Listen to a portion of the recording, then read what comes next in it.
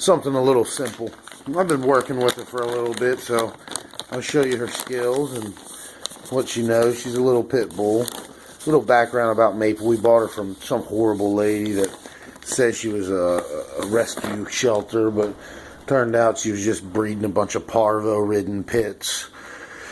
And this pit got parvo. We spent a lot of money on her. We got her taken care of and fixed, and now she is a great little pup.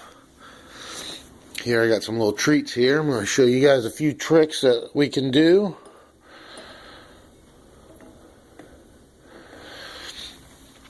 Here, Mapes. Alright, so the basic thing I'm working with her right now. Maple, she's still young, so she's still learning. I've actually only been working with her for about a week. Now, what I'm trying to teach her is to not eat food until she's told. I'm sure you guys, everyone's met one of those dogs that, you know, snatch food out of your hands. If food drops, they come running and scarf it down. If you do these simple techniques, you can literally have a dog that will, you can drop steak on the floor next to and not say a word, not even acknowledge the dog or the steak being there, and the dog won't touch the steak until you tell it to. Now, I'm going to demonstrate, I'm working with Maple on how you start this. First, obviously, you want to teach her sit and stay. Now, any dog who hasn't been trained, when you put a treat in front of its face, they're going to try to just snatch it out. Here, Mapes. Come here. Come here, girl. Come on.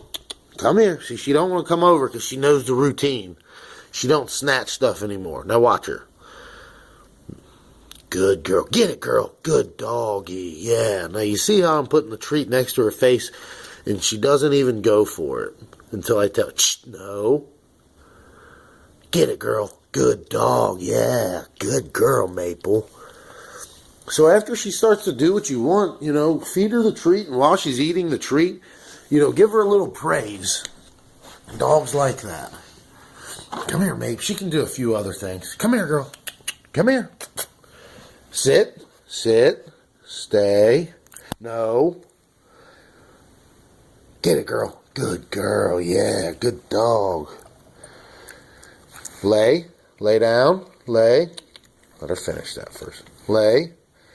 Good girl. Shh, no. Shh. Get it, girl. Now see, notice that even after she's done what I want her to, I'm still not going to just let her take the treat right out of my hand. She has to be told that she can have the treat. You don't want an animal snatching food out of your hands. There's nothing worse that I hate than that. Now, it gets a little, shh, no. Shh, not yet. Get it, girl. Good girl. So I'm teaching her to give me paw. She already does that. And then once she gives me paw, I don't let her just have the treat until I tell her she can. Now, eventually, guys, what will happen is, good girl, good. Shh, no. See how close I'm getting it to her nose? Shh, no. It's like almost, it's really teaching her self-discipline. Get it, girl. Good girl. Yeah, good dog, Mapes.